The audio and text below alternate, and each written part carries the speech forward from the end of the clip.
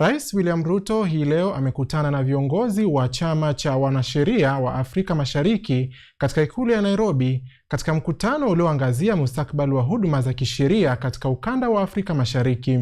Katika mazungumzo hayo, Rais Ruto alisisitiza umuhimu wa kuimarisha ushirikiano wa kitaaluma na kuondoa vikwazo vinavyowakwamisha wakili kufanya kazi katika nchi za Jumuiya ya Afrika Mashariki.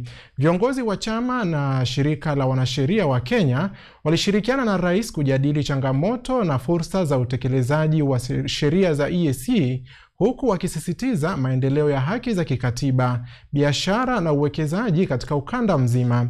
Mkutano huu unalenga kuchochea ushirikiano wa kitaaluma na kuleta uwazi wa kisheria kwa raia wote wa ukanda wa Afrika Mashariki.